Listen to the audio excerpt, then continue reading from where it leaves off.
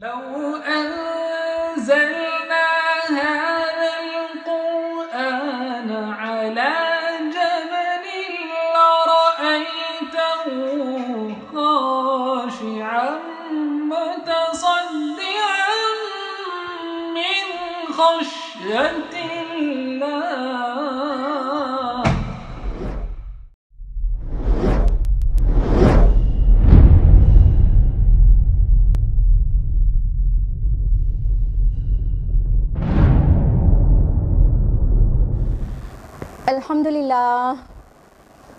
الحمدللہ رب العالمین والصلاة والسلام علی رسولہ الکریم وعلی آلہ واصحابہ اجمعین اما بعد واعوذ باللہ من الشیطان الرجیم بسم اللہ الرحمن الرحیم یا ایہا الناس قد جاءتکم موعظۃ من ربکم وشفاء لما فی الصدور وہدی ورحمۃ للمؤمنین.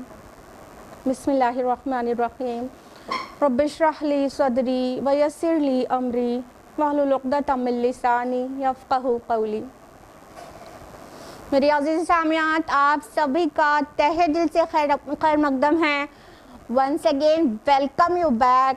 السلام علیکم ورحمۃ اللہ وبرکاتہ. کیسے آپ سبھی لوگ؟ الحمدللہ. تو آج ہم لوگ پھر سے مل گئے اللہ تعالیٰ کے فضل و کرم سے. الحمدللہ ہم بھی اچھے ہیں. تو اللہ تعالیٰ کرے کہ یہ کووڈ-19 وبا دنیا سے جلد ختم ہو جائے اور ہم لوگ انشاءاللہ اب ریگولر بیسس پر ملتے رہیں اور پھر سے کوئی بریک نہ ہونے پائے. انشاءاللہ آف لائن ہی چلتا رہے انشاءاللہ. تو آپ لوگوں کو کچھ یاد بھی ہے کہ اس سے پہلے جب آپ لوگ گیدرڈ تھے تو کون سی سورہ چل رہی تھی کہ سب بھول گئے؟ یاد ہے؟ سورہ کون سی چل رہی تھی؟ سورہ طٰہٰ. آیت نہیں یاد ہے کسی کو بھی؟ ارے واہ ماشاءاللہ کسی کو پتہ ہے. آیت نمبر 70 تک ہم لوگوں نے لاسٹ ٹائم کمپلیٹ کیا تھا سورہ طٰہٰ کی. چونکہ اب ایک بہت بڑے گیپ کے بعد ہو رہا ہے تو ہم آپ کو صرف 1 ویک کا ریوائز نہیں کرائیں گے، بہت تیزی سے آپ کو پوری سورہ ریوائز کرا دیں گے. ٹھیک ہے؟ جیسے کہ ہم لوگ کا معمول ہے کہ پہلے ریویژن ہوتا ہے پھر ہی اسٹارٹ کرتے ہیں. تو آج اسٹارٹ تو کریں گے باقاعدہ طور سے آیت نمبر 71 آنورڈس، لیکن ہم آپ کو پوری سورہ کا بہت کوئک ریویژن دے دیتے ہیں انشاءاللہ. دیکھیے سورہ طٰہٰ مصحف میں 20 نمبر کی سورہ ہے اور اسٹارٹ ہوتی ہے قرآن مجید کے متعلق عظمت. پہلے تو حروف مقطعات ہے طٰہٰ، پھر ہے ما انزلنا علیک القرآن لتشقی. ہم نے قرآن مجید اس لیے نہیں نازل کیا کہ آپ مشقت میں پڑ جائیں. پھر اس کے بعد اللہ تعالیٰ کی توحید اور اس کی صفات کا بیان ہے بہت عظیم سطح پر. الرحمن علی العرش استویٰ. ٹھیک ہے؟ وہ رحمان جو عرش پر مستوی ہے. اس طرح توحید کا بیان ہے آیت نمبر 8 تک. ٹھیک؟ پھر آیت نمبر 9 سے کس کا قصہ شروع ہو رہا ہے؟ یہ تو یاد ہوگا، موسیٰ علیہ السلام کا. اور اس کا جو میجر پارٹ ہے تقریباً پوری سورہ وہ موسیٰ علیہ السلام کے قصے پر ہی بیسڈ ہے. تو آیت نمبر 9 سے موسیٰ علیہ السلام کا قصہ شروع ہو گیا اور وہ جو پورشن سورہ طٰہٰ میں ڈسکسڈ ہے وہ اس انداز میں آگے بڑھتا ہے کہ موسیٰ علیہ السلام کے متعلق آگا کہ آپ کو خبر ہے موسیٰ کے متعلق رسول اللہ صلی اللہ علیہ وسلم سے کہا گیا. پھر ان کی جرنی کا ذکر ہوا. کون سی جرنی؟ جب موسیٰ علیہ السلام ایک اچھی خاصی مدت کئی سال مدین میں رہ کر واپس آ رہے تھے مصر کی طرف، تو راستے میں تھے وہ اور کوہ طور کے پاس سے گزر رہے تھے تو انہوں نے ایک آگ دیکھی تھی. رائٹ؟ یاد آ گیا سب کو؟ آگ دیکھی تھی تو اس کی طرف جو ہے وہ مطلب جاڑے کی رات تھی، وہ گرمی کے لیے اس کو سیکنے کے لیے لینے جانا چاہتے تھے. ان کے ساتھ اور بھی لوگ تھے جو یہ پس منظر سے پتہ چلتا ہے، یہ سب ہم نے ڈیٹیل میں بتایا تھا آپ لوگوں کو. تو وہ آگ دیکھ کر اس کے قریب جب گئے تو پتہ چلا کہ وہاں پر تو اللہ تعالیٰ کی کال تھی اور اللہ تعالیٰ نے انہیں رسول مبعوث کیا. یعنی اس سے پہلے تک وہ رسول ڈکلیئرڈ نہیں تھے. ظہور نبوت اس وقت ہوا کہ اللہ تعالیٰ نے ان کو کہا کہ آپ میں اللہ ہوں اور آپ اللہ کے رسول ہیں اور آپ کو ایک مشن دیا جا رہا ہے اور وہ یہ کہ آپ فرعون کے پاس جائیے، اس کو دعوت دیجیے اور بنی اسرائیل کو ریلیز بھی کرانا تھا ساتھ میں. تو اور شاید ہے کہ وہ ڈرے اور کیونکہ وہ بہت سرکش ہو رہا ہے. یہ جب اللہ تعالیٰ نے ان کو ظہور نبوت کی موسیٰ علیہ السلام کے سامنے, تو موسیٰ علیہ السلام نے کون سی والی دعا کی؟ کون سی والی؟ رب اشرح لی صدری ویسر لی امری واحلل عقدۃ من لسانی یفقہوا قولی. ٹھیک ہے, کیونکہ وہ اتنے فصیح اللسان نہیں تھے جتنے کہ ہارون علیہ السلام تھے. تو انہوں نے یہ دعا کی اور ساتھ میں ہارون علیہ السلام کو اپنے ہیلپ کے لیے مانگا. اللہ نے دین اینڈ دیر گرانٹ کیا کہ ہارون کو بھی تمہاری مدد کے لیے نبی بنایا جاتا ہے. ٹھیک ہے, پھر بولا اب تم دونوں جاؤ اور فرعون کو دعوت دو کیونکہ وہ بہت سرکش ہو رہا ہے.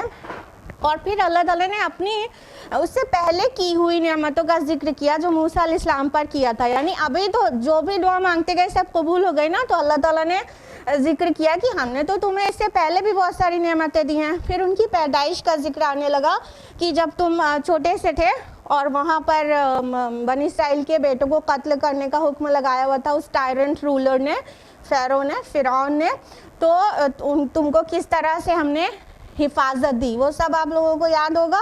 کہ اس میں مذکور ہے کہ ان کی ماں نے اس کو مطلب بچے کو دریا میں کس طرح سے ڈال دیا تھا اور ان کی سسٹر اس کو فالو کر رہی تھی, اور پھر وہ جو اسٹریم جو ہے وہاں سے محل کے پاس سے گزرتی تھی, تو وہ فرعون کی بیوی نے اس کو بچے کو اٹھایا اور اپنے گھر لے گئی, اور ان کی بہن نے سجیسٹ کیا کہ میں جو ہے کیوں نہ آپ کو ویٹ نرس بہت اچھی بتا دوں, اور اپنی ماں کو بتا دیا کہ دودھ پلانے والی ایک عورت کو بتا دوں, ایک فیملی کو, اور اپنی ماں کو بتا دیا. لہٰذا موسیٰ علیہ السلام واپس اپنی ماں کے گود میں آئے. یہ اللہ تعالیٰ نے احسان کا اپنے ذکر کیا. پھر کہا کہ اب تم لوگ جاؤ اور فرعون کو دعوت دو کیونکہ وہ بہت زیادہ سرکش ہو گیا ہے. تو پھر موسیٰ علیہ السلام فرعون کے دربار میں پہنچتے ہیں, اس کو توحید کی دعوت دیتے ہیں. تو فرعون جو ہے پہلے تو اپنی سیاسی چال چلنے کی کوشش کرتا ہے اور ٹیڑھے آڑے ترچھے سوال کرتا ہے تاکہ مطلب موسیٰ علیہ السلام کو جو 2 نشانیاں دی گئی تھیں اس کو دکھانے کے بعد واضح ہو گیا تھا کہ یہ کوئی ایکسٹرا آرڈینری پرسن ہے. اور وہ 2 نشانیاں کیا تھیں؟ ایگزیکٹلی, عصائے موسیٰ اور ید بیضاء. ٹھیک ہے, اللہ تعالیٰ نے دونوں نشانیاں دے کے فرسٹ اٹیمپٹ میں ہی دونوں نشانیاں دے دی تھیں. تو وہ جب جا کے دکھایا تو فرعون ڈرا کہ میری مطلب سیاست خطرے میں نہ پڑ جائے, تو پہلی بار تو مطلب لوگوں کو گمراہ کرنے کے لیے ایسے ویسے سوال کرنے لگا. پھر اس کے بعد کہنے لگا, موسیٰ علیہ السلام نے اس کا مطلب بڑھ چڑھ کر بہترین جواب دیا اور اللہ تعالیٰ کو انٹروڈیوس کیا کہ رب تو یہ ہے. تو پھر جب وہ بالکل تل ملا گیا تو کہنے لگا کہ یہ تو جادو ہے. ٹھیک ہے, تو جادو ہے اور ہم بھی تو اس سے بڑا ایسے ہی جادو لے کر آئیں گے. تو بتاؤ ایک طے کر لو ایک دن جس دن مقابلہ ہو. تو موسیٰ علیہ السلام نے کون سا دن بتایا تھا؟ یوم الزینہ. یاد آیا؟ یوم الزینہ یعنی ان کے جو سیلیبریشن کا ڈے تھا, جو بھی جشن ہوتا تھا وہاں پہ, وہ دن بہت نزدیک ہی تھا. تو وہ دن طے کر لیا موسیٰ علیہ السلام نے بڑے شوق سے کہ پورا جو ہے ملک میں جگہ جگہ سے لوگ آتے ہیں اور سب کے سامنے ہی مقابلہ ہو جائے. تو یوم الزینہ سیلیکٹ ہوا, دن چڑھے, مقابلہ ہوا, اور جب جادوگر سارے آ گئے تو اس سے پہلے کہ مقابلہ ہو موسیٰ علیہ السلام نے جادوگروں کو بھی ایک دعوت دی کہ تم باز آ جاؤ, تم مطلب اللہ تعالیٰ کے رسول سے مقابلہ نہ کرو. تو ان کو دعوت دی, اور اگر تم مطلب رسول سے مقابلہ کرو گے تو غارت ہو جاؤ گے. تو ان لوگ کو تھوڑا سا ڈر پیدا ہوا, ان کو محسوس ہوا کہ وہ مطلب رسول سے بات کر رہے ہیں تو تھوڑا ڈرے وہ. لیکن چونکہ فرعونی جو تھے یعنی قبطی اور اس کے اعیان سلطنت, ان لوگوں نے سیٹسفائی کر دیا کہ نہیں تم لوگ گھبراؤ نہیں, اور یہ لوگ تو نا یہ چاہتے ہیں کہ مطلب ہماری مثالی تہذیب کو خراب کر دیں اور ہمارے ملک پر قبضہ کر لیں اور نکال دیں ہم لوگوں کو. یہ چاہتے ہیں لوگ, تم لوگ گھبراؤ نہیں, تم ہی غالب رہو گے. سیٹسفائی کر دیا, یا تو کہنا چاہیے پریشر بنا دیا کہ انہیں مقابلہ کرنا ہی ہوگا. تو پھر بہرحال جادوگر تیار ہو گئے مقابلہ کرنے کے لیے. اور جادوگر تیار ہونے کے بعد جادوگروں نے کہا مقابلے والے دن جادوگروں نے کہا کہ تم ڈالو یا ہم ڈالتے، کون ڈالے گا پہلے؟ موسیٰ علیہ السلام نے کہا تم ڈالو. تو انہوں نے اپنی رسیاں اور لاٹھیاں ڈالی جو کہ دیکھنے والوں کو محسوس ہوئی رینگ رہی ہے، چل رہی ہے. موسیٰ علیہ السلام نے عصا کا معجزہ دکھایا تھا نا، تو عصا ان کا اژدہے میں تبدیل ہو جاتا تھا. تو باقی جادوگروں کو بھی سملر جادو لے کر آنے کے لیے کہا گیا تھا. ان لوگوں نے عصا کے ساتھ ساتھ یعنی لاٹھی کے علاوہ جو سٹاف موسیٰ علیہ السلام کا تھا اس کے مقابلے میں another سٹاف کے ساتھ ساتھ رسیوں کا بھی استعمال کیا کہ اس کو سانپ میں بدلنا ہے، یہ جادو دکھانا ہے.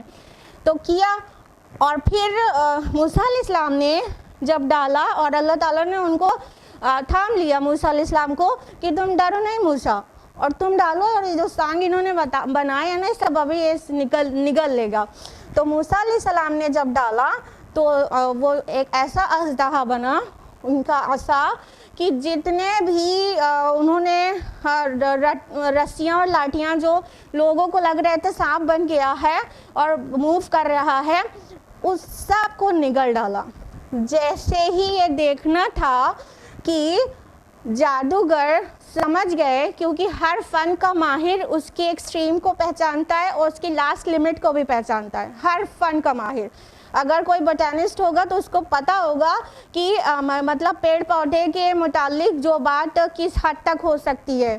ٹھیک اسی طرح کوئی فزسسٹ ہوگا تو فزکس کی ڈیٹیلز کو وہ جانتا ہوگا، اس کے سامنے کوئی بوٹینسٹ جو ہے اپنی بات کو مطلب ثابت نہیں کر سکتا کیونکہ وہ جانتا ہے. اب جادوگر تھے، ان کو جادو کی لمٹ پتہ تھی. جب موسیٰ علیہ السلام کا معجزہ دیکھا تو ان سب کو سمجھ میں بالکل آ گیا کہ یہ جادو تو ہو ہی نہیں سکتا ہے. تو کیا ہوا؟ الٹیمیٹلی وہ سب سجدے میں گر گئے. ہم لوگ آ چکے آیت نمبر 70 پر کہ جادوگر گرا دیے گئے سجدے میں اور وہ پکار اٹھے کہ ہم ایمان لے آئے ہارون اور موسیٰ علیہ السلام کے رب پر. یعنی سجدے میں گر کر انہوں نے چپ نہیں کیا کہ لوگ سمجھے کہ یہ بڑے جادوگر کو سجدہ کر دیا. معاذ اللہ، موسیٰ علیہ السلام نے اور بڑا جادو دکھا دیا ہے تو اس جادو کو سجدہ کر دیا. نہیں، وہ سجدے میں گرے اور پھر اپنے ایمان کا اعلان کیا کہ ہم موسیٰ اور ہارون علیہ السلام کے رب پر ایمان لے آئے. یعنی یہ جو سجدہ ہے وہ رب کو ہے. یہ آیت نمبر 70 تھی. اب ہم لوگ کنٹینیو کرتے ہیں آیت نمبر 71 سے، کیونکہ اس سے پہلے تک یہیں تک ہوا تھا. تو آیت نمبر 71 ہے، اعوذ باللہ من الشیطان الرجیم، بسم اللہ الرحمن الرحیم. قال آمنتم لہ قبل ان آذن لکم. فرعون نے کہا کہ تم اس پر ایمان لے آئے ہو اس سے پہلے کہ میں تمہیں اجازت دیتا. انہ لکبیرکم الذی علمکم السحر. یقیناً یہی تمہارا گرو ہے جس نے تمہیں جادو سکھایا ہے. فَلَوْقَطِّعَنَّ أَيْدِيَكُمْ وَأَرْجُلَكُمْ مِنْ خِلَافٍ وَلَوْصَلِّبَنَّكُمْ فِي جُذْعِ النَّخْلِ. تو میں تمہارے ہاتھ اور پاؤں مخالف سمتوں سے کٹواؤں گا اور تمہیں کھجور کے تنوں پر سولی دوں گا. وَلَتَعْلَمُنَّ أَيُّنَا أَشَدُّ عَذَابًا وَأَبْقَىٰ. اور یقیناً تمہیں جلد معلوم ہو جائے گا کہ کون ہے ہم میں سے زیادہ سخت عذاب دینے والا اور زیادہ باقی رہنے والا. تو ابھی ریویژن سے آپ کو پتہ چل گیا جادوگر سب سجدے میں گر گئے تھے. تو یہ بظاہر کیا ہوا؟ فرعون نے تو پورا کھیل رچا تھا، سوچا تھا کہ ہم لوگ جیت جائیں گے. بڑے مطلب پورے ملک کے بڑے سے بڑے جادوگر کو بلایا گیا تھا. جو نہیں آ رہے ہوں گے ان کو فورسفلی بلایا گیا ہوگا. جو لالچ میں آ گئے تھے وہ بھی سب طرح کے جادوگر آ چکے تھے. اور فرعون اور اس کے آیان سلطنت اپنے تئیں یہ سمجھ رہے ہوں گے نا کہ we will be dominated.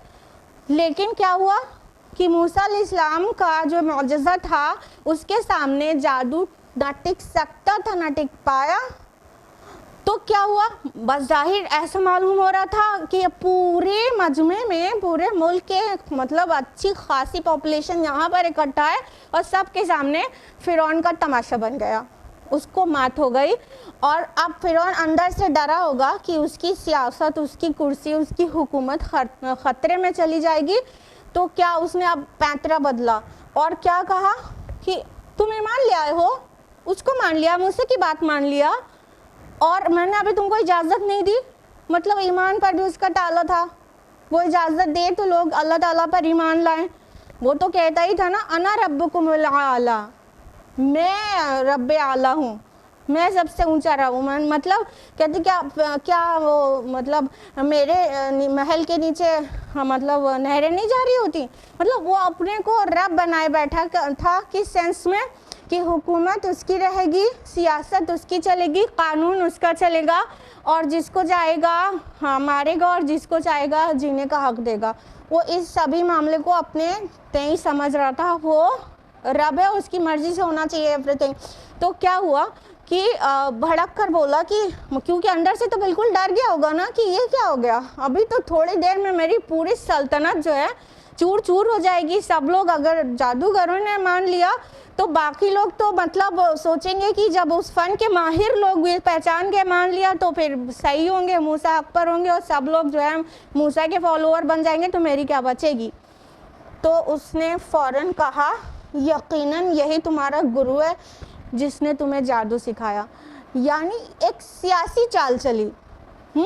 ایسی مطلب پولیٹیکل چیزیں, اسی لیے پولیٹکس بدنام ہوتی ہے. پولیٹکس ورڈ اور سیاست اسی لیے بدنام ہے کہ اس کی جو چالیں ہوتی ہیں نا وہ صرف اپنے خود کی کرسی کے لیے ہوتی ہیں, خود کے اقتدار کے لیے ہوتی ہیں جو چالیں ہوتی ہیں, اور وہ بہت خطرناک چالیں ہوتی ہیں, اور اس سے بہت لوگوں کا بہت بڑا نقصان بھی ہو سکتا ہے, ہوتا ہی ہے. اسی لیے مفت میں ورڈ سیاست اور پولیٹکس بدنام ہو گیا. تو اس نے کہا یہ تمہارا یہی تمہارا گرو ہے. یعنی اب اسے عوام کو دکھانا تھا کچھ نہیں, ان لوگوں کی ملی بھگت ہے, یہ کچھ نہیں ہوا ہے کہ یہاں پہ مقابلہ ہوا اور موسیٰ حق پر ہیں تو جیت گئے, ایسا کچھ نہیں ہے.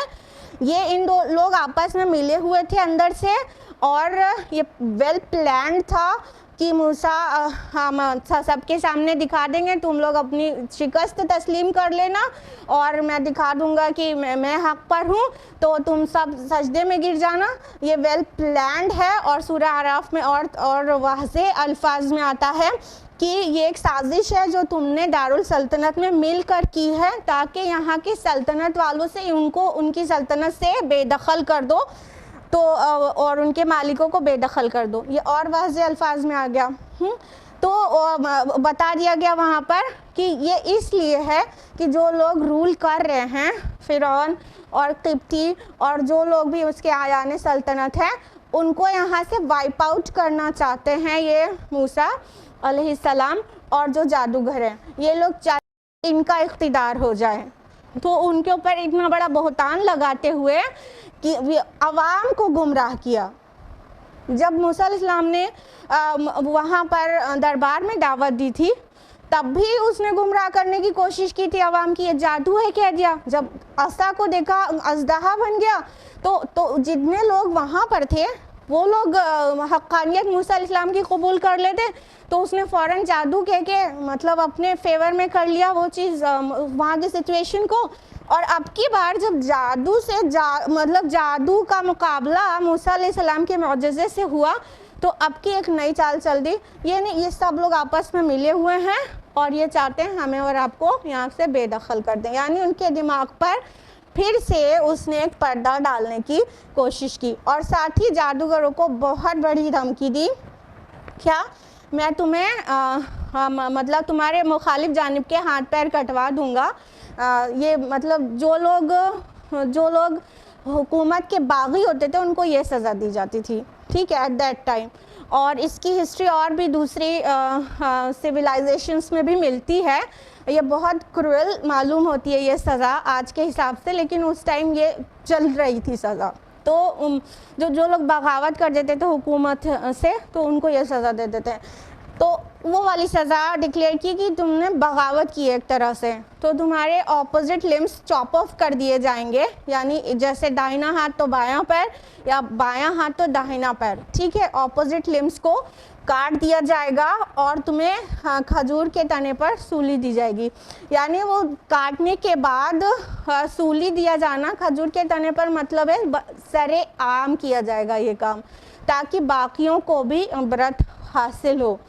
ہسٹری سے پتہ چلتا ہے کہ یہ لوگ جو سولی دیتے تھے تو اس پہ ایک تختہ ہوتا تھا اور اس پہ ان کے لمبس کو وہ کیلوں سے ٹھوک دیتے تھے اور بالکل موو نہیں کر سکتا, اور گلے میں پھندا لگا دیتے تھے اور گھٹ گھٹ کے انسان مرتا تھا. بہت مطلب عبرتناک موت ہوتی تھی, دیکھنے والا بالکل مطلب کرا جائے کہ ایسی چیز نہ کرے جو یہ ہو. تو اتنا مطلب عبرتناک طریقے سے اس نے چاہا کہ ان کو ایسی دھمکی دے دیا جائے تاکہ باقی لوگ بالکل بھی موسیٰ اور ان جادوگروں کو جو کہ اب مومن تھے فالو نہ کرنے پائیں. تو اس نے ایسے مطلب دھمکی دی کہ میں تمہارے اپوزٹ لمبس چاپ آف کروا دوں گا اور تمہیں سولی دوں گا اور سر عام سولی دے دوں گا, اور کہا کہ یقیناً تمہیں جلد ہی معلوم ہو جائے گا کہ کس کا عذاب زیادہ سخت ہے اور زیادہ باقی رہنے والا. کس کا عذاب میں کمپیریزن کس میں ہے؟ دیکھیے ایک بات تو یہ ہو سکتی ہے کہ جادوگروں کے ہاں ایک عقیدہ پایا جاتا ہے, ایک تھاٹ پائی جاتی ہے, کیا کہ اگر گرو کو ناراض کر دیا تو گرو جادو کے زور سے, یعنی جادوگروں کے گرو کو باقیوں نے ناراض کر دیا تو گرو جادو کے زور سے کوئی بہت بڑا جو ہے نقصان کر دے گا باقی کا, ٹھیک ہے. تو اس لیے جادوگر اپنے سب سے بڑے جادوگر گرو سے بہت ڈرتے اور دبتے ہیں کہ گرو ناراض نہ ہونے پائیں, رائٹ.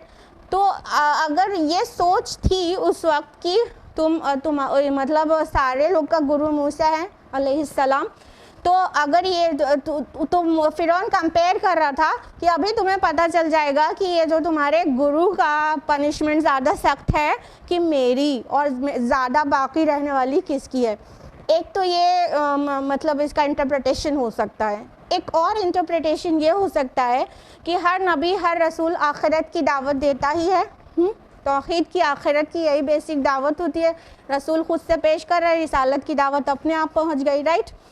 تو آخرت کی دعوت میں یہ تو ہمیشہ ہی مطلب گلیڈ ٹائڈنگ بھی دی جاتی ہے اور وارننگ بھی دی جاتی ہے کہ اللہ کی اور رسول کی مانو گے تو جنتیں ہیں اور نہیں مانو گے تو جہنم کا پنشمنٹ ہے, یہ ہمیشہ رہتا ہے. تو یہ بھی ممکن ہے کہ فرعون کا کہنے کا مطلب یہ ہو کہ تمہیں ابھی پتہ چل جائے گا کہ یہ جو موسیٰ تمہیں جس عذاب سے ڈرا رہے ہیں وہ زیادہ سخت اور ٹکنے والا ہے, وَأَبْقَى باقی رہنے والا, لانگ لاسٹنگ, یا میں جو تمہیں پنشمنٹ دوں گا وہ زیادہ شدید اور لانگ لاسٹنگ ہوگی, ٹھیک ہے. تو یہ فرعون نے کمپیئر کر کے بولا کہ مطلب اس کا کہنے کا مطلب تھا کہ میں اتنی سخت سزا دوں گا کہ ابھی تمہارے ہوش ٹھکانے آ جائیں گے. آیت نمبر 72 میں قَالُوا لَن نُؤْثِرَ عَلَى مَا جَاءَنَا مِنَ الْبَيِّنَاتِ وَالَّذِي فَطَرَنَا, انہوں نے کہا اب ہم تمہیں ہرگز ترجیح نہیں دے سکتے ان واضح دلائل پر جو ہمارے پاس آ چکے ہیں اور اس ذات پر جس نے ہمیں پیدا کیا. فَاقْضِ مَا أَنْتَ قَاضٍ, چنانچہ تو کر لے جو کچھ تجھے کرنا ہے. انما تقضی هذه الحیات الدنیا, تو صرف فیصلہ کر سکتا ہے اسی دنیا کی زندگی کا. سبحان اللہ, امیڈیٹلی اتنا اسٹرانگ ایمان آپ کو اس مقام کے علاوہ ہر جگہ پہ نہیں دیکھنے کو ملے گا اتنی آسانی سے. ابھی ایمان لائے ہیں, جتنے جادوگر تھے ابھی کتنی دیر ہوا تھا ایمان لائے ہوئے, اور فرعون نے اپنی دھمکی دی اور ایمان کی پختگی دیکھیے کہ ان لوگوں نے کہا کہ اب ہم پر دلائل واضح ہو چکے ہیں. کیا دلائل واضح ہو چکے ہیں؟ ہم لمٹس جانتے ہیں میجک کی, وہ کہاں تک جا سکتا ہے ہم جانتے ہیں. موسیٰ نے جو دکھایا وہ میجک ہو ہی نہیں سکتا. تو اتنی ساری وضاحت کے بعد, اتنے کلیئر آرگیومنٹس کے بعد بھی اگر ہم لوگ ایسا کریں تو بہت بے وقوف ہوئے ہم.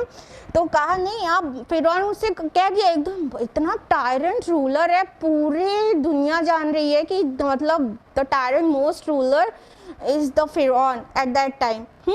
تو اتنے ٹائرنٹ رولر کے سامنے کیا کہہ رہے ہیں کہ اب ہم تم کو ترجیح دے ہی نہیں سکتے. اور یہ سٹیٹمنٹ اگر مطلب کریج کی اپنی انتہا کو بیان کرتا ہے, فَاقْضِ مَا أَنْتَ قَاضٍ، کر لے تجھے جو کچھ کرنا ہے. اللہ اکبر. یہ کسی ایسے لڑائی میں تو بولا جا سکتا ہے کیا کر لو گی، کیا کر لو گی، کر لو جو کچھ کرنا ہے. اٹس سو سمپل نا. یہ تو بہن تو آرام سے بول ہی سکتی ہیں، بڑے آرام سے. لیکن ایک بہت ظالم بادشاہ کے سامنے یہ بولنا کتنی بڑی بات ہوئی. اپنی جان کی بھی پرواہ نہ کرنا ہوئی، اس سے کم تو ایک بٹ بھی نہیں ہوئی. جو مطلب بنی اسرائیل کے بیٹوں کو قتل کرتا چلا جا رہا ہے، اور جو ابھی مطلب اتنا سختی سے بول چکا ہے کہ تمہارے اپوزٹ لمبس کاٹ دوں گا اور تمہیں سولی دوں گا، سب ابھی بولا ہے. اس کے سامنے کہہ رہے ہیں فَاقْضِ مَا أَنْتَ قَاضٍ، کر لے تجھے جو کچھ کرنا ہے، جو کچھ کرتے بنے کر لو. مطلب اتنا کریج، یہ ایمان کی پختگی کی اپنے آپ میں انتہا ہے. کتنا پختہ ایمان ابھی کے ابھی اسلام میں داخل ہوئے اور ابھی کے ابھی اتنے ڈیرنگ اسٹیٹمنٹ دے رہے ہیں. اور تو اور انہوں نے آگے کیا کہا، تو صرف فیصلہ کر سکتا ہے اس دنیا کی زندگی کے لیے ہی. یعنی تم کیا بگاڑ لو گے، زیادہ سے زیادہ ہماری دنیا کی زندگی کے جو دن ہیں اس کا فیصلہ کر سکتے ہو نا. جو کچھ کرو گے اسی لائف کے متعلق ہی کرو گے نا. کہنے کا مطلب ابھی کے ابھی آخرت پر اتنا پختہ ایمان ہو گیا کہ کوئی بات نہیں، وہ جو اصل زندگی ہے وہ سنور جائے گی، ہم کو موت بھی منظور ہے. زیادہ سے زیادہ مار ڈالو گے اور تڑپا کے مار ڈالو گے، بس اور کیا کر لو گے، اسی دنیا میں تو کرو گے نا. یہ کن لوگوں کا حوصلہ ہے اور یہ کن لوگوں کا سٹیٹمنٹ ہے جو ابھی تھوڑی دیر پہلے فرعون سے کہہ رہے تھے کہ اچھا ہم غالب رہے تو ہمیں کیا انعام ملے گا. تھوڑی دیر پہلے کتنے لالچی تھے. ہاں، جب ان کو بلایا گیا، جب سب گیدر ہو گئے اس جگہ پر جہاں کا وعدہ تھا، تو فرعون سے کہہ رہے تھے اچھا ہم غالب آ گئے تو انعام کیا ملے گا. مطلب تھوڑی دیر پہلے اتنے لالچی تھے اور دنیا کا مال و دولت ان کی نظر میں اتنا جو ہے مرعوب تھا، اتنی پانے والی چیز تھی مال و دولت، اور سلطنت میں کوئی ان کو مطلب عہدہ، کوئی پوزیشن. ٹھیک ہے، تو اتنا تھوڑی دیر پہلے کس قدر مطلب لو کیریکٹر کا مظاہرہ کیا تھا. ہاں، اور تھوڑی دیر کے بعد جیسے ہی ایمان دل میں داخل ہوا، ایک دم ریولیوشن آ گیا. مال کی تو چھوڑ دیجئے، جان کی بھی پرواہ ان کو اب نہیں تھی. نہ ہی ان کو مطلب اپنے کسی بھی باڈی کے ساتھ، لائف کے ساتھ، جو کچھ فرعون جو پورا پاور ہے اس کے ہاتھ میں، وہ جو کچھ بھی کرے کسی بات کی پرواہ نہیں تھی. سبحان اللہ. اس کو کہتے ہیں ایمان، اس کو کہتے ہیں ایمان. مطلب کہا کہ تم زیادہ سے زیادہ کیا کر سکتے ہو، ہماری دنیا کی زندگی خراب کر سکتے ہو، کوئی بات نہیں، ہمارا اللہ راضی ہو جائے، ہمارا کام ہو گیا. اصل زندگی تو آخرت کی زندگی ہی ہے. قرآن حکیم میں یہ بات بہت بار واضح کی گئی ہے، لیکن ان لوگ کے لیے بہت بڑی بات ہے کہ ابھی فوراً اتنی جلدی بات تم اندر اتر گئی. ہاں، قرآن حکیم نے تو یہ الفاظ، اس طرح کے الفاظ بہت جگہ استعمال کیے ہیں، جیسا کہ سورہ عنکبوت سورہ نمبر 29 آیت نمبر 64 میں وَمَا هَذِهِ الْحَيَاةُ الدُّنْيَا إِلَّا لَهْوٌ وَلَعِبٌ وَإِنَّ الدَّارَ الْآخِرَةَ لَهِيَ الْحَيَوَانُ لَوْ كَانُوا يَعْلَمُونَ. یہ دنیا کی زندگی تو محض کھیل اور تماشا ہے، اور جو آخرت کی زندگی ہے وہی اصل جینا ہے. کاش کہ تم جانتے ہوتے، کاش کہ یہ جانتے ہوتے. تو واقعتاً دنیا کی زندگی بہت معمولی ہے. ان کے ایمان کے حساب سے اپنے ایمان کو چیک کرنے کی ضرورت ہے کہ ابھی اسلام میں داخل ہوئے اور ابھی کہہ رہے ہیں کہ کوئی بات نہیں، تم زیادہ سے زیادہ کیا کر سکتے ہو، ہماری جان لے سکتے ہو، دنیا کی زندگی میں ہی تمہارا مطلب قابو ہے. یہ بہت بڑی بات ہے. تو ہمیں اور آپ کو بھی دیکھنا چاہیے کہ ہم کس کو پریفر کر رہے ہیں. ہم آخرت کے لیے زندگی گزار رہے ہیں یا ہم کو بھی دنیا کی زندگی کی ساری چیزیں ہی اٹریکٹ کرتی ہیں، مال، نام، نیم، فیم، منی اور اقتدار، رول کرنا، کرسی. ہاں، تو یہ کیا چیزیں ہمارے لیے معنی رکھتی ہیں، ہمیں دیکھنا چاہیے. کیونکہ یہ تو مطلب ان جادوگروں کے ایمان نے ہمیں اور آپ کو جھنجھوڑ دیا ہے کہ حد ہے. ہم لوگ بچپن سے اپنے اسلام کا اقرار کرتے ہیں اور بڑے مطلب مسلمان بن کے بڑا فخر محسوس کرتے ہیں, ہم تو آخر نبی کے امتی ہیں, ہماری کیا بات ہے. لیکن کبھی ایمان اتنا چڑھا ہوا پایا کہ اپنی جان کی بازی لگانی پڑے؟ کوئی بات نہیں, لے لو جان, اسلام سے نہیں پٹ سکتے, اللہ کی بات سے نہیں ہٹ سکتے. خاندان کا چلن گیا پیر کے نیچے ہمارے, ہاں ہمارے آبا و اجداد کی کہنا, ان کی ٹریڈیشن ہمارے پس پشت ہے. ہمارے اللہ کا جو حکم ہے ہم اس سے ادھر ادھر نہیں ہو سکتے. پایا ہم نے کبھی اپنے ایمان کو اتنا پختہ؟ آیت نمبر 73 میں فردر وہ لوگ بولتے جا رہے ہیں, اِنَّا آمَنَّا بِرَبِّنَا لِيَغْفِرَ لَنَا خَطَايَانَا وَمَا أَكْرَهْتَنَا عَلَيْهِ مِنَ السِّحْرِ. ہم اپنے رب پر ایمان لا چکے ہیں تاکہ وہ ہمیں بخش دے ہماری خطائیں اور اس جادو کو جس پر تو نے ہمیں مجبور کیا. وَاللَّهُ خَيْرٌ وَأَبْقَى, اور اللہ ہی بہتر اور باقی رہنے والا ہے. بے شک. اب دیکھیے وہ لوگ آگے کیا بولتے ہیں کہ ہم اپنے رب پر ایمان لا چکے ہیں اور ہم چاہتے ہیں کہ ہمارا اللہ ہمارے گناہوں کو معاف کر دے. اب ان کا ایک کنسرن ہے, جو اس سے پہلے گناہ ہو چکے وہ اللہ معاف کر دے بس, اور اس جادو کو بھی جس پر تو نے ہمیں مجبور کیا. اس سے کیا پتہ چل رہا ہے کہ ان کو کمپلشن تھا. اٹ میں بھی پاسبل کہ جب ان کو کال دیا گیا تھا, ہر کارے پورے علاقے میں پھیل گئے تھے, پورے ملک میں, کہ مطلب فرعون نے یعنی کہ بادشاہ سلامت نے بلایا ہے, تو ہو سکتا ہے کہ اس ٹائم بھی ان میں سے کچھ لوگ رہے ہوں کہ ان کو لگا ہو کہ نہیں, جو موسیٰ دکھا رہے ہیں اس کا مقابلہ ہم نہیں کریں گے, لیکن ان کو مجبور کیا گیا وہ آنے پر. گورنمنٹ کا آرڈر ہے, آپ کو پتہ ہے گورنمنٹ کا آرڈر ہندوستان میں بھی آپ کو پتہ ہی ہے کہ کوئی سا بھی آرڈر آ گیا تو کس حد تک ماننا پڑتا ہے. تو گورنمنٹ کا آرڈر ہے, آ گئے تھے. اور یہ بھی ممکن ہے کہ آئے تو ہوں اپنی ول سے, لیکن جب موسیٰ علیہ السلام نے مقابلے سے جسٹ پہلے ان کو دعوت دی کہ تم کیا کرنے جا رہے ہو, اللہ کے رسول کا مقابلہ کرنے جا رہے ہو, اپنی شامت مت بھلاؤ اپنے سے, تو وہ لوگ بات سمجھے تھے. جیسے ابھی ہم نے بتایا تھا نا کہ وہ لوگ کنفیوز ہو گئے تھے کہ اب ان کی ہمت کھو رہی تھی مقابلہ کرنے کی موسیٰ علیہ السلام کا. تو یہ بھی ممکن ہے کہ پہلے تو ولنگلی آئے اور بعد میں ان کو لگا کہ ہاں ہم کچھ غلط کرنے جا رہے ہیں. وہ رکنا چاہتے تھے لیکن آیان سلطنت نے انہیں رکنے نہیں دیا.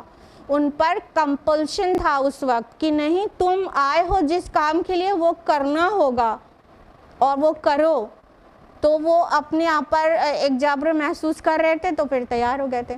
ٹھیک ہے, تو یہاں پہ یہ مطلب وما اکرہتنا سے صاف پتہ چل رہا ہے کہ کوئی مطلب جبرن کرایا گیا تھا ان سے اس وقت مقابلہ جادو والا. تو ان لوگوں کو سب سے زیادہ فکر کس بات کی ہو گئی؟ ریپینٹنس کی, کہ اللہ تعالیٰ ہماری توبہ قبول کر لے, اور جو تو نے ہم کو جبرن ہم سے زبردستی کر کے جو جادو کرایا ہے اس کو اللہ معاف کر دے, اور اس سے پہلے کے جو گناہ ہم سے ہوئے ہیں اللہ تعالیٰ ہمیں وہ سب معاف کر دے. تو یہ ہمارا کنسرن ہے. اور وہ یہ جواب دیا واللہ خیر و ابقا. یہ کس بات کا جواب ہے؟ جو ابھی آیت نمبر 71 میں فرعون نے کہا تھا وَلَتَعْلَمُنَّ أَيُّنَا أَشَدُّ عَذَابًا وَأَبْقَىٰ. ابھی تمہیں پتہ چل جائے گا کہ ہم میں سے کس کا عذاب شدید ہے اور باقی رہنے والا. تو ان لوگوں نے بتا دیا کہ نہیں, بہتر اللہ ہی ہے اور باقی رہنے والا بھی صرف اللہ ہی ہے. اس بات کا جواب دیا کہ ڈرا رہے ہو تم, نہیں, اللہ از بیٹر فار اس, اللہ بہتر ہے ہم تمہاری اور تمہاری پوری سلطنت سے, اور اللہ باقی رہنے والا ہے. نہ تمہارا عذاب نہ تمہاری عطا, کوئی چیز باقی نہیں رہنے والی ہے, اللہ باقی رہنے والا ہے صرف. تو یہ اس بات کا بھی جواب ان لوگوں نے وہیں پر دے دیا. اور بہت یہ ایک مطلب جسارت کی بات تھی اس طرح کی بات کرنا ایک ظالم بادشاہ کے سامنے. آیت نمبر 74 إِنَّهُ مَنْ يَأْتِ رَبَّهُ مُجْرِمًا فَإِنَّ لَهُ جَهَنَّمَ لَا يَمُوتُ فِيهَا وَلَا يَحْيَا. یقیناً جو کوئی آئے گا اپنے رب کے پاس مجرم کی حیثیت سے تو اس کے لیے جہنم ہی ہے، نہ وہ اس میں مرے گا اور نہ جیے گا۔ اب یہ جو سٹیٹمنٹ ہے اس میں مفسرین کا اختلاف ہے۔ کچھ مفسرین یہ سمجھتے ہیں اور کہتے ہیں کہ یہ وہ جو جادوگر جو ابھی ایمان لے آئے تھے مومن، ان لوگوں کا یہ سٹیٹمنٹ ہے، آگے چلتا جا رہا ہے، ٹھیک ہے۔ لیکن زیادہ مفسر جہاں تک ہم اسٹڈی کر پائے یہ کہہ رہے ہیں کہ یہ اللہ تعالیٰ کا سٹیٹمنٹ ہے، بات کو مکمل کرنے کے لیے اللہ تعالیٰ نے یہ دو باتیں اور کہیں، جو یہ اور اس کے آگے والی آیت میں ہے، ٹھیک ہے۔ تو بہرحال یہ جس کا بھی سٹیٹمنٹ ہو، لیکن بات یہاں پہ کیا کہی جا رہی ہے کہ جو اپنے رب کے پاس مجرم کی حیثیت سے آئے گا وہ اس کے لیے تو جہنم ہے۔ اب بھی مجرم کس کو قرار دیا گیا تھا؟ کلپریٹ کون دکھایا جا رہا تھا؟ ہاں، تو حکومت کا باغی کون دکھایا جا رہا تھا؟ جو جادوگر ایمان لے آئے تھے، مومنین کو دکھایا جا رہا تھا یہ کلپریٹ ہیں، ہاں۔ تو یہاں پہ بتا دیا گیا ایکچوئل کلپریٹ کون ہے۔ میرا رجحان بھی زیادہ یہی ہے کہ اللہ تعالیٰ نے بات کو یہاں پہ مکمل کیا ہے اور یہ اللہ تعالیٰ کے اسٹیٹمنٹ ہے، ایڈ ہو گیا آگے، ٹھیک ہے۔ تو اللہ تعالیٰ نے واضح کر دیا کہ مجرم ایکچولی یہ نہیں ہے، مجرم تو تم ہو جو اپنی قوم کو گمراہ کر رہے ہو اور جو بلائنڈلی فالو کر رہے ہیں، وہ مجرم ہیں۔ اور جو لوگ مجرم ہیں، جو کلپریٹ ہیں، وہ ان کو کیا ہوگا؟ جہنم کا عذاب ہوگا۔ یہ تم دنیا کے تھوڑے سے میرے مومن بندوں کو ڈرا رہے ہو تھوڑا سا مطلب سولی دیے جانے سے اور ان کے اپوزٹ لمز کاٹ دیے جانے سے نہیں، وہ جہنم کا جس کو عذاب ملے گا وہ پرابلمیٹک ہے۔ اور جو الفاظ یہاں پر استعمال کیے گئے ہیں وہ بہت ہی عبرت کا مقام ہے۔ حسرت کے دن سے پہلے ہوش میں آ جائیں، یہ یاد دلا رہے ہیں، ثم لا يموت فیہا ولا یحیا، نہ وہاں جیے گا انسان نہ مرے گا۔ یہ ایسی بات ہے، اتنی ڈراؤنی بات ہے۔ دیکھیے انسان کو دنیا میں کوئی تکلیف ہوتی ہے، بہت ہوتی ہے، بہت ہوتی ہے، حد سے زیادہ ہو جاتی ہے تو کیا ہوتا ہے؟ مر جاتا ہے، مر جاتا نا۔ درد کا حد سے گزر جانا ہے دوا ہو جانا۔ جب زیادہ ہی پریشانی ہوتی ہے تو فائنلی وہ تکلیف کی انتہا یہ ہے کہ موت آ گئی اور وہی دوا بن گئی، ٹھیک۔ جب بہت زیادہ کسی بھی فزیکل پرابلم میں کوئی رہتا ہے تو کبھی کبھی یہ دعا نہیں کرنے لگتا، غلط ہے، الگ بات ہے، لیکن کرنے نہیں لگ جاتا ہے کہ اللہ تعالیٰ ہم کو موت دے دے، اب ہم سے اور برداشت نہیں ہوتا۔ ہم یہ نہیں کہہ رہے ایسا کرنا چاہیے، غلط ہے، لیکن ہم یہ کہہ رہے ہیں کہ جب تکلیف سے انسان موت کو سوچتا ہے کہ اب اس سے تو آسان موت ہے، رائٹ۔ تو درد کا حد سے گزر جانا، دوا ہو جانا، یہ دنیا کی زندگی میں ہے۔ جہنم میں اتنی زیادہ ایک تو شدت والی پنشمنٹ اور موت بھی نہیں آنی ہے۔ سب سے زیادہ ٹینشن والی بات یہی ہے کہ زندگی ایسی نہیں ہے کہ جیا جائے اور موت آئے گی نہیں، ثم لا يموت فیہا ولا یحیا، نہ وہاں جیے گا نہ مرے گا۔ یعنی ایک کہا گیا نا کہ ایک موت کو مت پکارو، تم اب 1000 موت کو پکارو، آئے گی نہیں تم کو، ہاں۔ تو وہ وہاں پر جہنم میں چلائیں گے وہ جو مجرمین ہوں گے، اللہم لا تجعلنا منہم، کہ وہ مجرمین پکاریں گے کہ ہم مطلب کسی طرح ہم کو موت آ جائے اور ہم کو اس عذاب سے نجات مل جائے، کسی طرح موت آ جائے۔ تو ان کو پھٹکار دیا جائے گا، ایک موت کو مت پکارو، اب تو سینکڑوں ہزاروں موت کو پکارو، یعنی تمہیں موت نہیں آئے گی۔ تو سب سے زیادہ بھیانک بات جہنم کے یہی ہے کہ جیا جائے گا نہیں، شدت کا عذاب ایسا رہے گا کہ جس کو زندگی کا کوئی مزہ نہ ملے، اتنی تکلیف، اور موت آئے گی نہیں۔ تو یہاں پہ اور یہ الفاظ بھی دلیل کے طور پر مفسرین وہ والے مفسرین جو اللہ تعالیٰ کی اسٹیٹمنٹ ہے کہتے ہیں، یہ بھی دلیل کے طور پر پیش کرتے ہیں کہ یہ جو انداز ہے یہ اللہ کے علاوہ اور کون بول سکتا ہے۔ آیت نمبر 75 اس کا سائملٹینیس کنٹراسٹ ہے، وَمَنْ يَأْتِهِ مُؤْمِنًا قَدْ عَمِلَ الصَّالِحَاتِ فَأُولَٰئِكَ لَهُمُ الدَّرَجَاتُ الْعُلَىٰ، اور جو کوئی آئے گا اس کے پاس مومن کی حیثیت سے اور ساتھ ہی اس نے نیک اعمال بھی کیے ہوں تو یہ لوگ ہیں جن کے لیے اعلیٰ درجات ہوں گے۔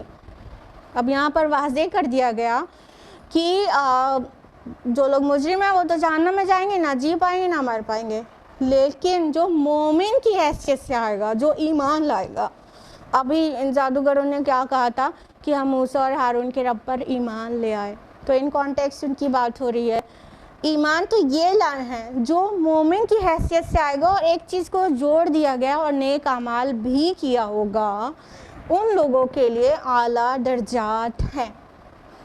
اب یہاں پہ یہ چیز نوٹس کے بغیر نہیں رہیے گا کہ ایمان کے ساتھ اعمال صالحات کا ذکر ضرور ہے، کیونکہ جس طرح اعمال صالحات نہیں ہیں، اگر ایمان نہ ہو تو کوئی اچھے کام وہ کوالیفائی نہیں کرتے اعمال صالحات ہونا، اور وہ مقبول نہیں ہوتے، تو اسی طرح ایمان بھی خالی مطلب کافی نہیں ہے کہ نجات ہو جائے، اس کے ساتھ اعمال صالحات بھی ضروری ہے۔ اِلَّا الَّذِينَ آمَنُوا وَعَمِلُوا الصَّالِحَاتِ، یہ فقرہ قرآن مجید میں 52 ٹائمز ریپیٹ ہوا ہے، ٹھیک ہے؟ تو جب ایمان کا ذکر ہوتا ہے نجات کے کانٹیکسٹ میں، ایمان کا ذکر ہوتا ہے تو اعمال صالحات کا ضرور ہوتا ہے۔ کچھ تو نیک اعمال بھی ساتھ ہوں، اگر ایمان ہے اور اعمال صالحات نہیں، گڈ ڈیڈز نہیں، رائچس ڈیڈز نہیں، تو کیا ہے اس کی حیثیت ایک ایسے درخت کی سی ہے جو کبھی مطلب پھل نہیں دیتا، ایک دم ٹھوٹ ہے، نہ اس میں پھول آتا ہے نہ پھل آتا ہے، اور کوئی بینیفٹ نہیں دے سکتا۔ ویسے ہی ہے ایک وہ انسان جو ایمان تو رکھے، مطلب اسلام تو قبول کر لے، لیکن اس کا ایمان ویسا ہوگا ہی نہیں، تبھی تو اعمال صالحات نہیں کرے گا۔ اگر صحیح والا ایمان ہوگا تو ڈیفینیٹلی وہ ثمرات اور وہ سارے پھلواری نکلے گی نا، اگر صحیح ہے درخت تو اگر ایمان صحیح ہوتا تو اعمال صالحات تو ہوتے ہی ہوتے۔ تو ایسا ایمان جس میں نیک اعمال نہ ہو وہ بھی نجات کے لیے کافی ایمان نہیں ہے، اور ایسا اعمال جس میں ایمان نہ ہو وہ بھی نجات کے لیے بالکل ہی ناممکن ہے۔ تو کہا گیا جو آئے گا مومن کی حیثیت سے اور اس کے پاس نیک اعمال ہوں گے۔ اچھا، یہ جو جادوگر جن کو کہا جا رہا ہے مومن کی حیثیت سے، ان کانٹیکس واسطے تو جنرل بات بھی ہے، لیکن ابھی جو پس منظر چل رہا ہے اس میں کہا جا رہا ہے ایمان بھی اور اعمال صالحات بھی۔ تو ابھی ان لوگ نے کون سا عمل صالح کیا تھا؟ کتنا لمبا چوڑا تھا؟ جلدی بتائیے، کیا کیا تھا؟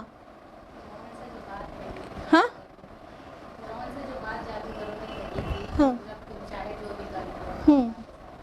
ہاں وہ تو قول ہو گیا، عمل کی بات کریں، عمل تو قول ہو گیا، ٹھیک ہے۔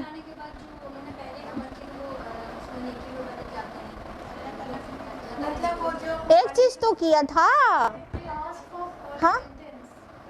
ہاں ریپینٹ تو کر ہی رہے تھے، وہ اپنا وہ شو کر رہے تھے کہ ہم تو اب بس یہ چاہتے ہیں کہ اللہ ہمیں معاف کر دے نا۔ سجدہ کیا تھا، سب سجدے کو بھول گئے، ہاں تو سب سے جو کلائمیکس تھا وہ یہی، ابھی ان کے پاس اعمال صالحات میں صرف ایک سجدہ ریکارڈ ہوا ہے، سبحان اللہ، اس کا ذکر کر دیا۔ ایک ہی سجدہ نہیں کرنے سے معلوم بھی تو ہو گیا تھا نا، کون؟ ابلیس۔ اور یہ بھی ایک سجدہ کیا ہے انہوں نے، اعمال صالحات کی لسٹ میں ابھی ان کے پاس کوئی دوسرے اعمال نہیں ہیں، بس ایک سجدہ ہے، اور کتنا وزنی سجدہ تھا وہ، ہاں یہاں پہ ذکر کیا جا رہا ہے۔ تو ایمان اور اعمال صالحات کا چولی دامن کا ساتھ ہے، دونوں ایک ساتھ ہوں گے تبھی نجات ہوگی، دونوں میں سے ایک چیز ہوگی تو نجات نہیں ہوگی۔ تو جو لوگ مومن ہیں اور جن کے پاس نیک اعمال بھی ہیں، بہت بڑے بڑے، بہت سارے نہیں تو کچھ تو، ہاں، اور وزنی نیکیوں پہ بہت فوکس کیا کریے، اور اخلاق سب سے وزنی نیکی ہے روز آخرت میزان میں۔ آیت نمبر 76 میں بات کنٹینیو ہوتی ہے، جنات عدن تجری من تحتها الانہار خالدین فیہا، رہنے کے ایسے باغات جس کے دامن میں نہریں بہتی ہوں گی، وہ ان میں ہمیشہ رہیں گے۔ وذالک جزاء من تزکا، اور یہی بدلہ ہے اس کا جس نے اپنے آپ کو پاک کیا۔ اب ان کا ریوارڈ بیان ہو رہا ہے، वहाँ पर तो इससे प्रीवियस आया में तो सिर्फ ये कहा गया लहुमुद्दरजातुल उला, उनके लिए ऊंचे दर्जात हैं, हाई रैंक्स के वो मालिक हैं। हाँ, और यहाँ पे उसको इलेबोरेट कर दिया गया कि जन्नत अदन, ईडन गार्डन, ऐसे बागात जिनके दामन में नहरें बहती हैं, ऐसे मतलब इमेजिन करिए कि ग्रीनरी बिल्कुल शानदार और महल जो है ऊंचाई पर और उसके नीचे नहरें बह रही हैं, और वो भी ऐसा जहाँ से निकलना नहीं है। जो रिजॉर्ट्स का इन लोग का कॉन्सेप्ट है, पूरी दुनिया का जो रिजॉर्ट्स बनाते हैं उसके जो पूरा आर्किटेक्चर और उसका पूरा सीन और जो सबसे ज़्यादा प्लेजेंट लगे वो कहाँ से टेकन है पता है? वो यहाँ कुरान से टेकन है। जन्नत का जो डिस्क्रिप्शन है कुरान मजीद में, तो इन्होंने ले लिया कि मतलब इंसान को पीस कहाँ से कैसे कैसे में मिलती है। तो आप पाएंगे कि जो रिजॉर्ट्स बनते हैं जहाँ वो जो मतलब वेकेशंस में जाना बहुत खर्चा करना है, तो वो ऐसे ही होते हैं, ऊंचाई पे होता है रिजॉर्ट, और उसके नीचे कोई ना कोई मतलब फ्लोइंग वाटर होता है, कोई ना कोई, डिपेंड करता है कि कहाँ पर है, तो कोई कौन सी है कि कोई कुछ और वाटर बॉडी है, ठीक है। तो उसके नीचे पानी बह रहा होता है और ऊंचाई पे घर होता है, रूम होता है, और उस खिड़की से पूरा सीन ग्रीन ग्रीन नज़र आता है।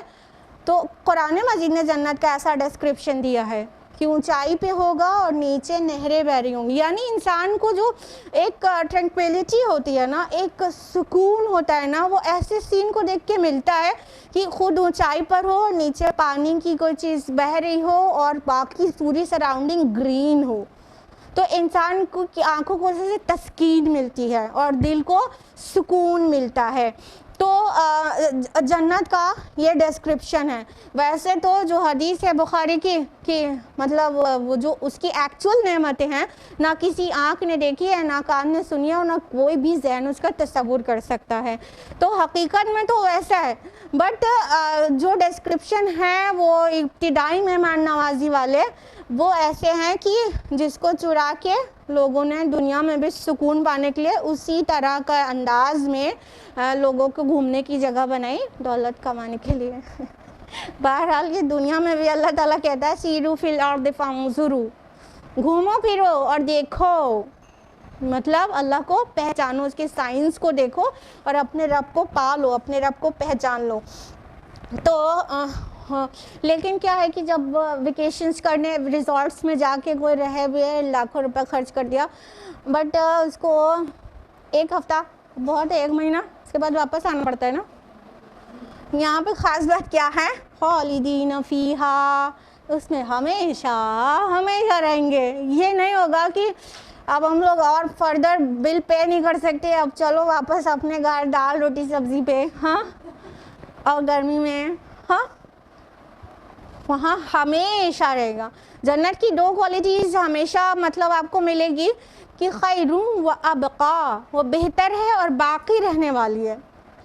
और दुनिया में हम लोग को जो भी चीज़ें अच्छी लगती हैं तो उनमें इन दोनों में से एक चीज़ ही हो पाती है। देखिए, मान लीजिए आप फुटवेयर लेने गए हैं, अगर कोई बहुत खूबसूरत डेलिकेट फुटवेयर आपको मिला तो वो देखने में तो अच्छी लग रही है बट ड्यूरेबल नहीं है। ये ड्रॉबैक रहता है, मजबूत नहीं है, जल्दी टूट जाएगी। मगर नाजुक तो यही है, अच्छी तो यही लग रही है, यानी अच्छी है तो डेलिकेट है, ड्यूरेबल नहीं है। और अगर ड्यूरेबल ले रहे हैं, और बहुत सी कंपनीज की आती है ना ड्यूरेबल फुटवेयर, कंफर्टेबल होती है, ड्यूरेबल होती है, लेकिन वो कहीं से भी अट्रैक्टिव लगती है। वो पैर को तो आराम देती है और बहुत दिन तक चलती है, 2 साल तक भी नहीं खराब होती, लेकिन वो अच्छी लगती है, अच्छी नहीं लगती। अल्लाह ताला ने जन्नत में ये दोनों क्वालिटी रखी है, बोथ द क्वालिटीज़, खैरुम व अबका, बेहतर भी है, ब्यूटीफुल और डेलिकेट, और हर चीज़ आपके जो नज़र को भाने वाली, अच्छी भी और टिकाऊ भी, रहने वाली भी, छिनने वाली नहीं, जैसे ड्यूरेबल का हमारा हुआ है कि तो चले, लॉन्ग लास्टिंग हो। तो दोनों चीज़ सिर्फ जन्नत में ही मिलेगी, खूबसूरती भी اور ہمیشگی بھی صرف جنت میں ملے گی. کس کو ملے گی؟ وذالک جزاء من تزکا. اصلی بات یہ ہے، یہ اس کو ملے گی جس نے اپنے کو پاک کیا، جس نے اپنا تزکیہ کیا، جس نے اپنے فلتھ کو دور کیا. ان کانٹیکسٹ دیکھیں تو what is filth? In context magic is filth. یہاں پہ ابھی یہ جو لوگ ایمان لائے ہیں تھوڑی دیر پہلے میجیشینس تھے، اور ابھی واضح کر دیا گیا دیٹ واز فلتھ، وہ گندگی تھی. ایمان کی دولت جو ہے اس سے ان کا انر جو ہے پیور ہو گیا، اس سے پیوریفیکیشن ہو گیا. تو وہ گندگی تھی، لیکن جو اپنی گندگی کو صاف کر لیتا ہے وہ ہی کامیاب ہوتا ہے.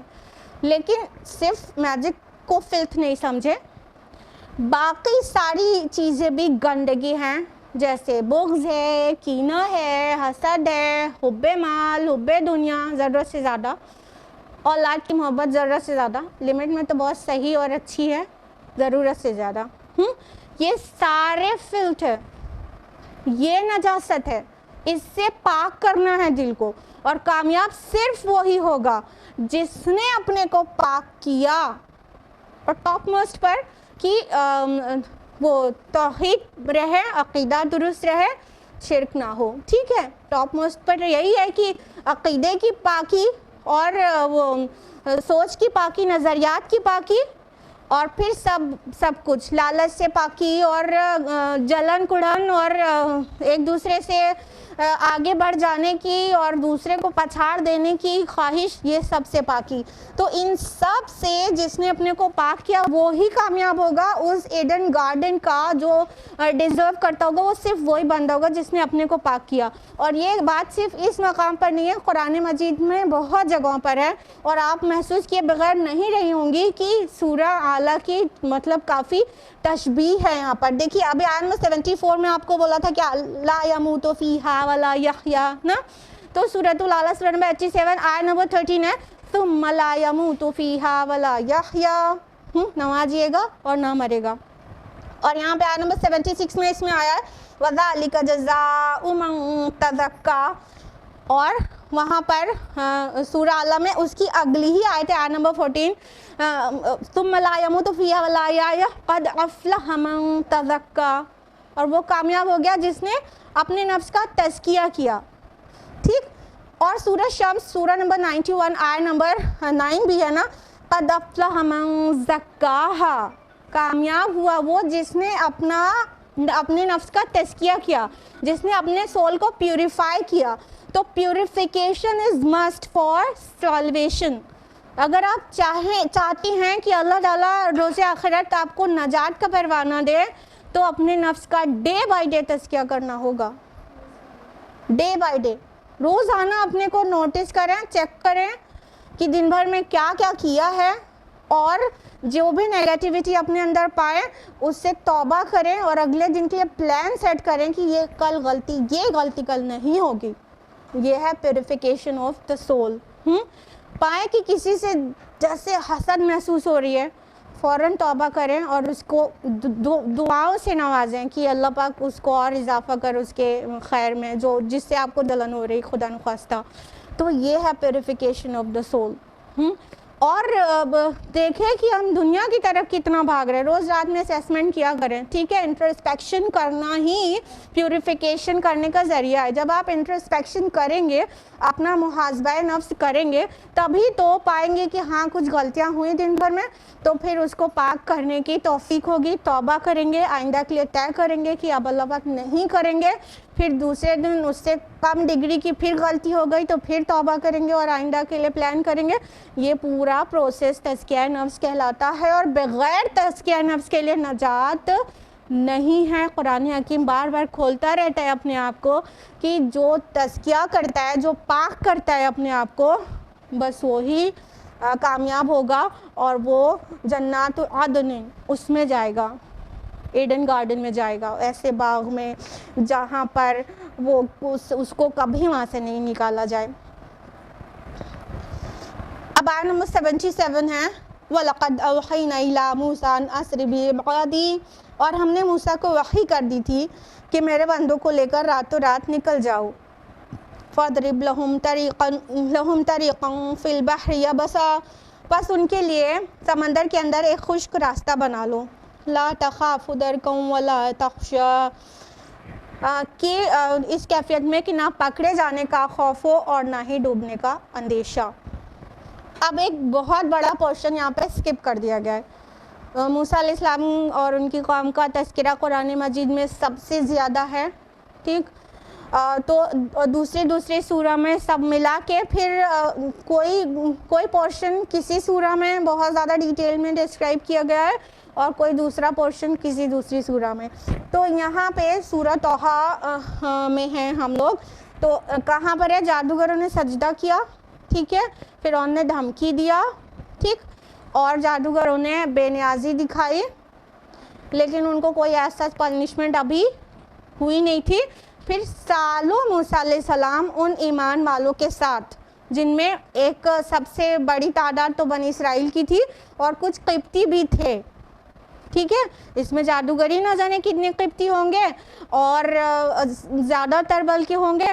اور وہ سورہ مومن میں جس مومن شخص کا ذکر ہے وہ بھی مطلب فرعون کے درباریوں میں سے تھا، وہ بھی قبطی تھا جس مومن کا ذکر ہے.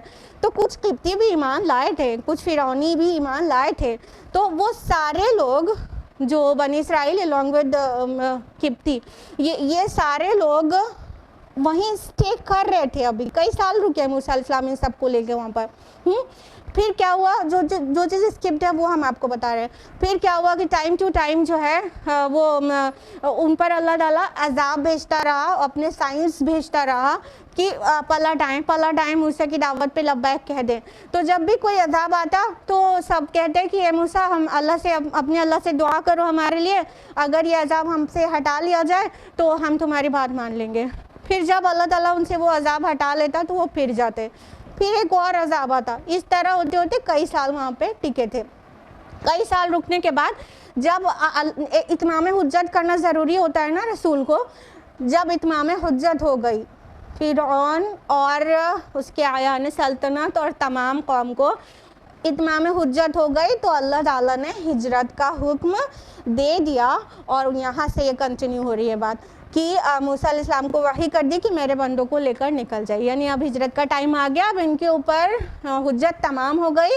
اب موسیٰ آپ اپنے ساتھیوں کو لے کر جو مومن ہیں ان کو یہاں سے ان کو لے کر نکل جائیے. اب وہاں پہ کی ڈیٹیل جو ہے سورہ یونس میں زیادہ ڈسکرائبڈ ہے کہ کس طرح پھر سب لوگ نکلے تھے. پھر فرعون اور اس کا پورے لشکر نے ان کا تعاقب کیا تھا، ٹھیک ہے. اور یہاں پہ بہت شارٹ میں ہے وہ بات کہ بس ان کے لیے سمندر کے اندر ایک خشک راستہ بنا لو. یعنی کہ موسیٰ علیہ السلام مطلب لمبے راستے سے جا رہے تھے کہ سمندر کے کنارے سے نکل کر، مطلب مین راستے سے نہ جا کر انہوں نے میڈیٹرینین سی کا جو وہ تھا شور، اس سے کنارے جا کر چاہ رہے تھے کہ ہم وہاں جہاں ان کو آرڈر تھا شام اور فلسطین کی طرف لے جاؤ ہمارے بندوں کو، تو وہاں نکل جائیں گے میدان تیہ میں. تو لیکن پیچھے سے فرعون اور اس نے پورے اپنے لشکر کو جمع کر لیا. اسے نالج میں جیسے ہی آیا کہ موسیٰ اور بنی اسرائیل ہمارے ہاتھ سے نکل گئے تو اس نے پھر کسی کو چھوڑا ہی نہیں. پورے کا پورا لشکر، ایک ہوتا ہے نا کہ مطلب ایک لمٹ میں ایک لشکر لے کے جایا جاتا ہے، باقیوں کو آرام کرنے کا حکم رہتا ہے، لیکن سب کو لے کے نکلا تھا. سب کو بہت زیادہ ہی غصے میں تھا اور اللہ تعالیٰ کا یہی پلان تھا کہ پورے کے پورے ہی چلے جائیں. تو سب کو لے کے موسیٰ علیہ السلام اور بنی اسرائیل کا تعاقب کیا. اب ان کو تو سمندر سے کنارے جانے کا پلان تھا، لیکن پیچھے سے لشکر آ گیا. اور اگر مطلب اب سامنے سمندر ہے تو اللہ تعالیٰ نے پہلے ہی ان کو بتا دیا کہ تمہارے لیے خشک راستہ بنا دیا جائے گا. اور پھر اس کے بعد یہاں پہ کہا گیا لا تخاف درکم ولا یخشا، یعنی نہ تمہیں خوف ہو نہ کسی طرح کا اندیشہ. یعنی نہ تم ڈوبو گے اور نہ پکڑے جاؤ گے. تم مطلب مطمئن ہو کر دل کی سکون کے ساتھ آگے بڑھو. تو جب آگے سمندر آیا تو کیا ہوا کہ موسیٰ علیہ السلام کو حکم ہوا کہ اپنا عصا مارے دریا پر، باہر پر, تو انہوں نے اپنا عصا سمندر پر مارا تو سمندر کو حکم ہوا کہ وہ مطلب سوکھے 2 ٹکڑوں میں بٹ جائے. تو ایسے پہاڑ کی طرح سمندر کھڑا ہو گیا اور بیچ میں خشک راستہ بن گیا. مطلب خالی پانی کا پہاڑ میں تبدیل ہونا, کالطود العظیم آیا نا دوسری سورہ میں, ایک تو سورہ شعراء میں کالطود العظیم, تو درمیان جو چٹان بنی تھی, بات اتنی نہیں تھی, ایک سوکھا راستہ اتنا وائڈ کہ پورا لشکر اس میں سے گزر سکے, پورا بنی اسرائیل اور موسیٰ علیہ السلام جتنے لوگ کے ساتھ نکلے تھے وہ سب گزر سکیں, تو ایک راستہ بن گیا.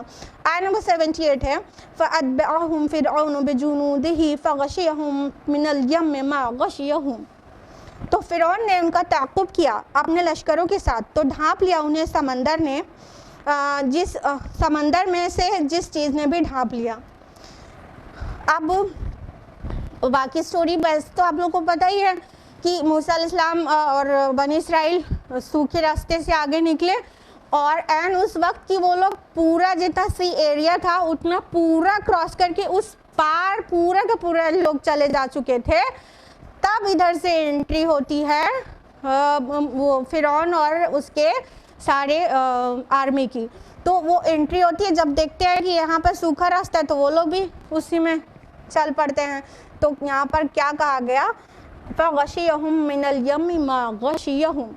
تو ڈھانپ لیا اس چیز نے جس چیز نے ڈھانپ لیا, یا جس طرح ڈھانپے جانے کا حق تھا. یہ مطلب یہ وہ انداز ہے, یا تو کسی چیز کی عظمت بیان کرنے کے لیے اس طرح کا اسلوب, اس طرح کا سٹائل اختیار کیا جاتا ہے عربی زبان میں, یا تو کسی ہولناکی کے بیان میں یہ اسلوب, ڈھانپ لیا اس چیز نے جس چیز نے ڈھانپ لیا. یہ انداز سورہ نجم میں بھی ہے نا, جب وہاں اللہ تعالیٰ عالم بالا کا ذکر کرتے ہیں نا, تو یا تو کوئی بہت پرعظمت چیز کا بیان ہو یا تو پھر بہت ہولناک چیز کا بیان ہو, تب یہ انداز ہوتا ہے. تو کہا ڈھانپ لیا. تو جب وہ سب کے سب اس میں فرعون اور اس کے سارا آرمی آ گئے اس میں, تو دونوں طرف جو کالطود العظیم کہا گیا, جو چٹانیں تھیں وہ واپس پانی بن گئی اور غرق ہو گئے وہ سب کے سب. وَأَضَلَّ فِرْعَوْنُ قَوْمَهُ وَمَا هَدَىٰ. اور فرعون نے اپنی قوم کو گمراہ کیا اور ہدایت نہ دی. یہ آیت نمبر 79 ہے. یعنی فرعون کی مطلب سب سے بڑا کلپریٹ فرعون ہوا کہ اس نے اپنی پوری قوم کو گمراہ کر دیا. اگر وہ چاہتا تو وہ مطلب اس کو اندر سے تو لگا ہی ہوگا کہ وہ کیا کر رہا ہے, لیکن اس نے اپنی حکومت کے لالچ میں بالکل بھی اندھا ہو گیا اور موسیٰ علیہ السلام کا انکار کر دیا, اور جس طرح لوگوں کو چاہا اس طرح ان کو بھی سوچنے پہ مجبور کیا. تو گویا فرعون نے ان سب کو گمراہ کر دیا. اگر وہ اسلام قبول کر لیتا, موسیٰ علیہ السلام کی دعوت قبول کر لیتا, تو باقی تو پورا ہو ہی جانا تھا. یہ تو پہلے کا چلن ہی تھا, قبیلے کا سردار اسلام قبول کر لیتا تو پورا قبیلہ خود بخود اسلام میں داخل ہو جاتا تھا. تو اتنا بڑا رولر جب وہ اسلام قبول کر لیتا اور کہتا ہاں یہ حق پر نظر آ رہے ہیں موسیٰ, تو باقی سب بھی مان ہی لیتے. اس انداز میں کہا گیا فرعون نے اپنی قوم کو گمراہ کیا اور ہدایت نہ دی. یعنی وہ چاہتا تو باقی سب کی بھی ہدایت ہو جاتی, تو وہ سب کے جرم کے برابر کا بھی اکیلے مجرم ہے. آج کے لیے اتنا ہی, ٹائم اپ ہو چکا ہے. اللہ تعالیٰ سے دعا ہے کہ اللہ تعالیٰ ہم سب کو قرآن مجید پڑھنے, سمجھنے, غور و فکر کرنے, عمل کرنے اور دوسروں تک پہنچانے کی توفیق عطا فرمائے. آمین. وآخر دعوانا ان الحمد للہ رب العالمین. والسلام علیکم ورحمۃ اللہ وبرکاتہ.